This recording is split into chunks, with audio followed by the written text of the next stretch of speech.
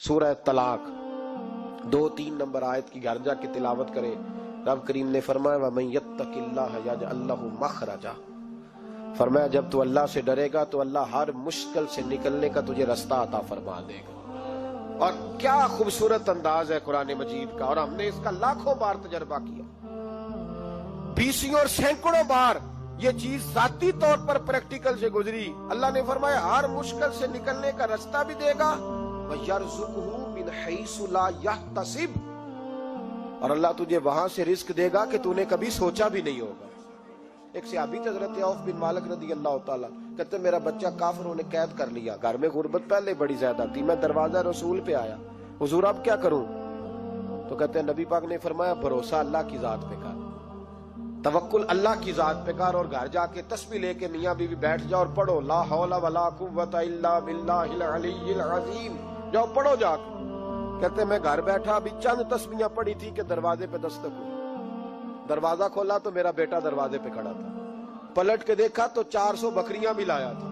اور میں نے کہا بیٹا یہ کیسے آ گئی؟ کہنے لگے ابا جی مجھے ایک حویلی میں کافروں نے قید کیا ہوا تھا، میں بڑا پریشان تھا، لیکن ابھی تھوڑا دیر پہلے پتہ نہیں کیا ہوا ہے، میں نے یوں ہاتھ ہلایا تو رسیاں کھل گئی، باہر نکلا ہوں تو 2-3 بندوں پہ نیند کا ایسا غلبہ تھا کہ بے ہوش ہو کے گرے ہوئے تھے. 400 بکریاں بھی تھی، میں نے دروازہ کھولا، بکریاں میرے ساتھ دوڑنے لگ گئی ہیں، تو میں 400 بکری بھی لے آیا ہوں، پلٹ پلٹ کے دیکھتا رہا ہوں، پر میلوں کا سفر ہوا وہ آئے ہی نہیں. تو والد کہنے لگے بیٹا چلو پہلے مصطفیٰ کریم سے جا کے پوچھ لیں، دیکھیں کیسے مالی مسئلے حل ہوتے ہیں، حضور سے جا کے پوچھیں کہ ہمارے لیے جائز بھی ہے کہ نہیں. کہتے ہیں دروازے رسول پہ جا کے ہم کھڑے ہوئے تھے کہ نبی پاک نے فرمایا دیکھا رب کریم کا فضل، دیکھا، فرمایا تیرا بیٹا بھی آ گیا، تیری غربت کا بھی حل ہو گیا ہے، یہ کافر کا مال ہے، اسے مال غنیمت سمجھ کے استعمال کر، تیرا ہی ہے. امام قرطبی نے لکھا ہے حضرت انس بن مالک رضی اللہ تعالیٰ عنہ کہتے ہیں ایک شخص حضور کی بارگاہ میں آیا، کہا یا رسول اللہ صلی اللہ علیہ وسلم غربت بڑی ہے، بڑا دکھی ہوں، بڑا پریشان ہوں. تو حضور نے وظیفہ بتایا، فرمایا جب بھی گھر جاؤ نا گھر والوں کو سلام کہنی.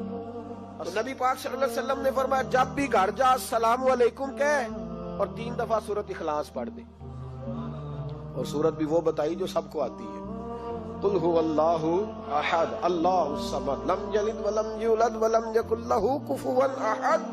3 دفعہ یہ پڑھ دے.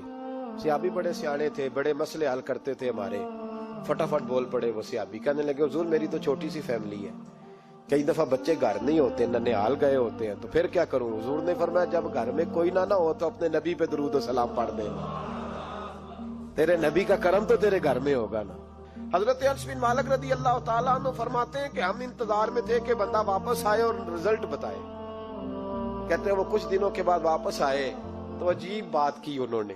ہمسایوں سے کئی دفعہ بندے کی نہیں نا اتنی بنتی، اور کئی دفعہ لگتا ہے کہ میرا ہاتھ اوپر ہی رہے، یہ کہیں مجھ سے تگڑے نہ ہو جائے. کہتے ہیں وہ آئے، نبی پاک صلی اللہ علیہ وسلم نے کہا کیا حال ہے تیرا؟ تو عرض کرنے لگے یا رسول اللہ صلی اللہ علیہ وسلم وظیفہ تو میں نے اپنے لیے پوچھا تھا، اور میرے تو ہمسائے بھی امیر ہو گئے.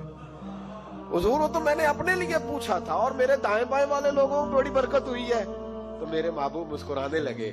حضور فرمانے لگے گویا برکتیں تیرے گھر میں جب برسی ہیں تو چھن چھن کے ان کا فیض